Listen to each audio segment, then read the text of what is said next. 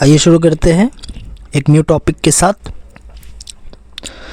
Story of the goose that laid golden eggs. बच्चों, story का मतलब क्या होता है? कहानी। ऑफ का मतलब होता है, ऑफ का मतलब बच्चों होता है का, के, की होता है। ठीक है, अब जो आपको सेंटेंस में सुटेबल लगे वो इन तीनों में से आप कर सकते हैं। तो स्टोरी ऑफ द गूज, ठीक है, ये बच्चों एक प्रीपोजिशन भी इसको कहते हैं, है ना, प्रीपोजिशन, ये एक प्रीपोजिशन भी है ना। तो प्रीपोजिशन जो है, प्रीपोजिशन जब भी स्टार्ट होता है तो उसके आगे वाले से हम ट्रांसलेट करते हुए प्रीपोजिशन के पास आते हैं। तो इसका ट्रांसलेट कैसे करेंगे? तो द गूज, है ना, हंस। गूज का मतलब क्या होता है? हंस। गूज का मतलब हंस या बत्तख। द गूज का स्टोरी, गूज का स्टोरी यानी हंस का स्टोरी, है ना, हंस की स्टोरी, कहानी, हंस की कहानी, हंस की कहानी। तो जो आपको लग रहा है सुटेबल वो आप लगा सकते हैं। तो ज़्यादा सुटेबल क्या लग रहा है बच्चों?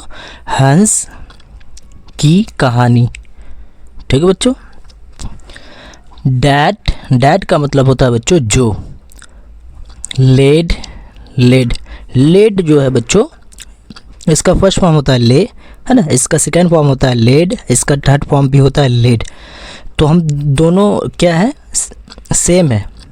तो हम कैसे पहचानेंगे सेंटेंस में कि ये सेकेंड फॉर्म है, ये थर्ड फॉर्म है? तो बच्चों इससे पहले अगर हेल्पिंग वर्ब होगा, ठीक है, तो हम क्या कहेंगे?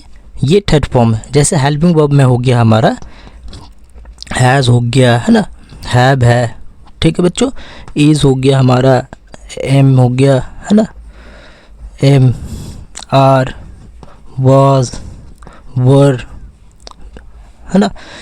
इसी तरह बच्चों हमारा डू हो गया, डज हो गया, ये सब हमारा क्या हो गया?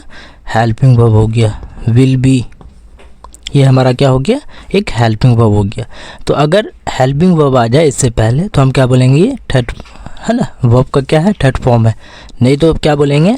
ये सेकेंड फॉर्म है। तो डैट का मतलब क्या हो जाएगा बच्चों? जो देता, है ना, देता, क्योंकि ले का मतलब देना, है ना। अब पास्ट में आ गया तो क्या बोलेंगे? देता, देता था गोल्डन एग्स, है ना, गोल्डन एग्स। गोल्डन का मतलब तो जानते ही, है ना, सुनहरा। एग्स, एग्स का मतलब अंडा। तो जो देता था, है ना, सुनहरा एग्स। ठीक है बच्चों। तो बच्चों यहाँ पर एक चीज़ समझने का है कि ये जो द है ये कहाँ से आया है। तो इसे क्या कहते हैं? द का कोई मीनिंग नहीं होता है, एक पार्टिकुलर मीनिंग नहीं होता। ये सेंटेंस के हिसाब से क्या होता है बच्चों? इसका मीनिंग बदलता रहता है। ये हमेशा क्या होता है? नॉन से पहले आता है ना, आर्टिकल्स, है ना। द को हम कहाँ रखते हैं? तो आर्टिकल्स को हमने दो पार्टों में बांट दिया, दो पार्ट में बांट दिया। एक इंडेफिनिट हो गया, एक डेफिनिट। तो ए एन हमारा इंडेफिनिट हो गया और डेफिनिट हमारा क्या हो गया? द हो गया। तो द जो है, द को प्रोनाउंस कैसे करते हैं और दी कब प्रोनाउंस करते हैं? तो जब कॉन्सोनेंट साउंड हो तो द बोलते हैं, जब वॉल साउंड हो तो हम क्या कहते हैं? दी कहते हैं। तो यहाँ पर क्या है बच्चों? कॉन्सोनेंट साउंड है ना, गूज, गा से स्टार्ट हो रहा है, तो इसलिए हम यहाँ पर क्या बोलेंगे? ये कॉन्सोनेंट साउंड है तो हम इसको क्या बोलेंगे? द बोलेंगे, है ना। जब वॉल साउंड होता है तो हम क्या बोलते हैं? दी। ठीक है। तो ये इसका ट्रांसलेट समझ में आ गया क्या होता है हेडिंग का। तो आइए बच्चों अब हम आगे की ओर चलते हैं। A farmer owned a goose that laid golden eggs daily. हमारा क्या हो गया? आर्टिकल्स। आर्टिकल्स हमेशा क्या होता है? नॉन से पहले यूज़ होता है। ये कैसा आर्टिकल्स है? तो इंडेफिनिट आर्टिकल्स है। ये कैसा आर्टिकल्स है? तो इंडेफिनिट आर्टिकल्स है। इंडेफिनिट आर्टिकल्स क्या होता है बच्चों? तो ए होता है और एन होता है ना। दोनों का मतलब क्या होता है बच्चों? इन दोनों का मतलब क्या होता है? एक होता है। ठीक है।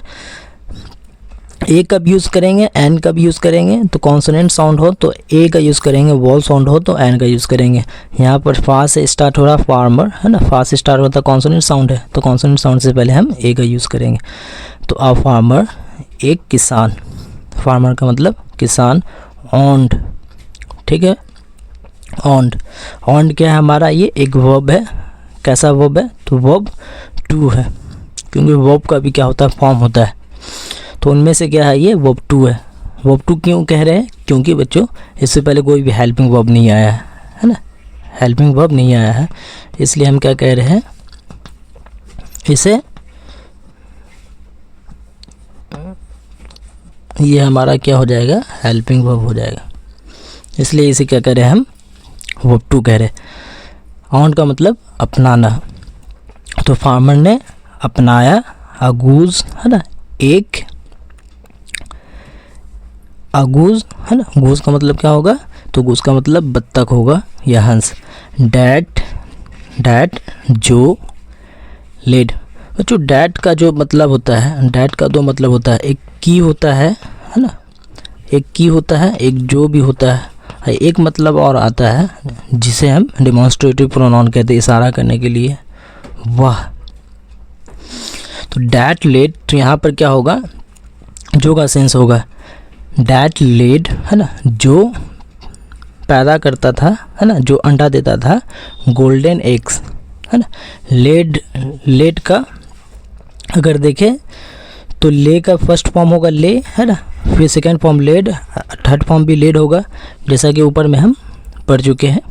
तो लेड, लेड का मतलब क्या होगा, अंडा देना, यानी यहाँ पर क्या ट्रांसलेट करेंगे, देता था, जो देता था गोल्डन एग्स है ना, गोल्डन एग, सुनहरा एग्स डेली, ठीक है। तो इसका ट्रांसलेट क्या हो जाएगा, एक फार्मर, ऑन्ड, ऑन्ड का मतलब क्या होगा, तो अपनाया है ना, अ फार्मर है ना, अपनाया, अ गूज है ना, एक हंस को अपनाया, जो देता था, जो देता था गोल्डन एग्स डेली, ठीक है। ग्रीडी का मतलब क्या होगा, तो आइए देखते हैं वर्ड मीनिंग में। ग्रीडी, ग्रीडी का मतलब होता है लालची, तो ग्रीडी का मतलब क्या हो जाएगा, लालची। फार्मर कैसा था, वो लालची था। He wanted all eggs at once है ना, ही वॉन्टेड, वॉन्टेड क्या हो गया यहाँ पर, ये सेकेंड फॉर्म हो गया, तो इसका फर्स्ट फॉर्म क्या होगा, तो वांट होगा, इसका वर्ब वन क्या होगा बच्चों, वांट होगा, जिसका मतलब क्या होता है, वांट का मतलब चाहता है ना, चाहना।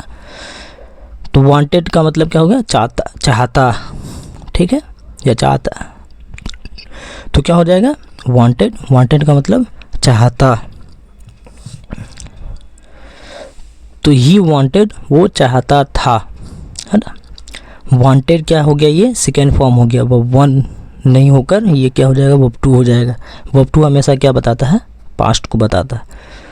तो वो चाहता था, इससे पहले कोई भी वर्ब नहीं आया, कोई भी वर्ब नहीं आया, यानी इससे पहले कोई भी हेल्पिंग वर्ब नहीं आया है, इसलिए हम इसको क्या कह रहे हैं, सेकेंड फॉर्म कह रहे हैं।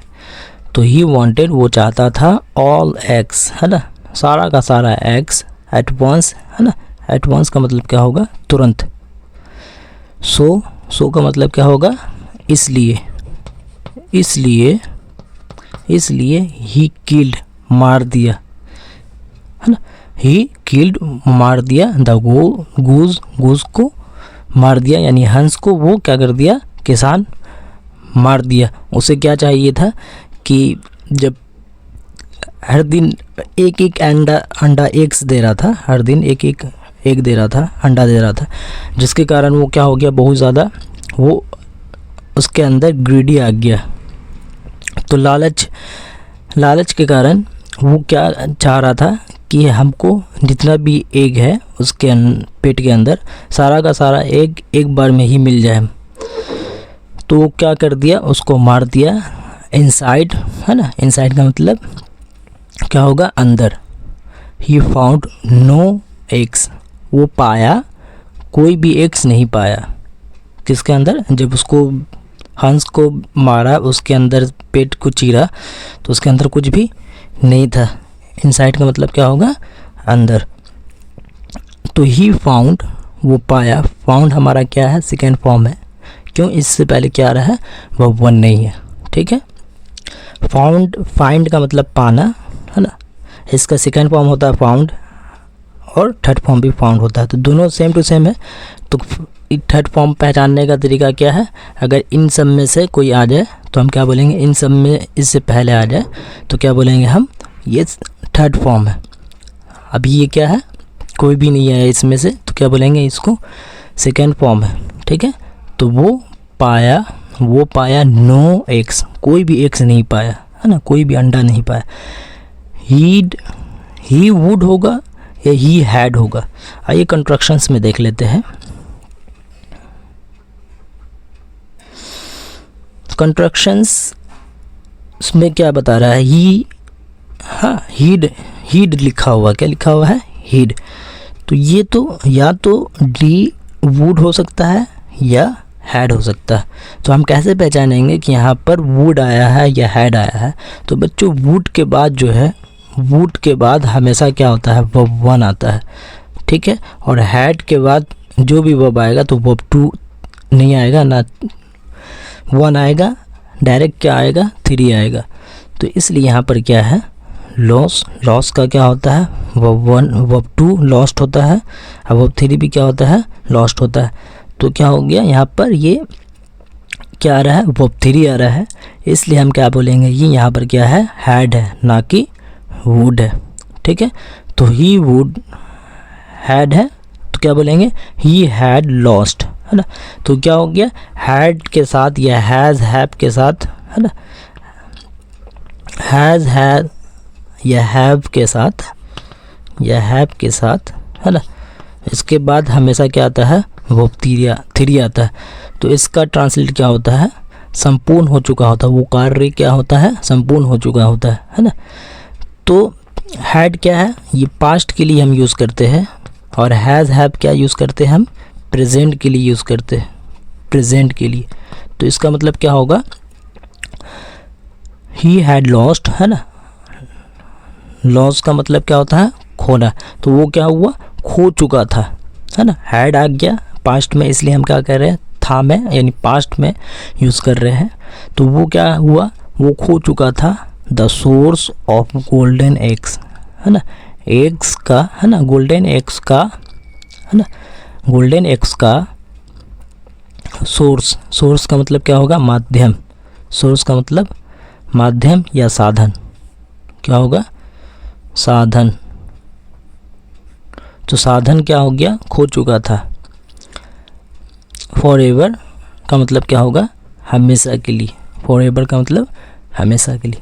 तो आइए बच्चों एक बार रिकैप करते हैं। अ फार्मर ओन्ड, एक फार्मर ने अपनाया, अ गूज, एक हंस को, डैट जो देता था, गोल्डन एग्स डेली, ग्रेडी, है ना, लालच में, he wanted all eggs at once, है ना, वो चाहता था कि सब एग्स, है ना, एक बार में मिल जाए। सो ही किल द गूज, तो इसलिए वो क्या किया, गूज को मार दिया। इनसाइड, है ना, अंदर, ही फाउंड नो एग्स, कोई भी एग्स नहीं पाया उसके अंदर। He had lost the source of gold eggs, वो क्या है, खो चुका था, है ना, गोल्डन एग्स, है ना, गोल्डन एग्स का साधन, फॉरएवर, हमेशा के लिए। तो आज के लिए इतना ही, फिर कल मिलते हैं।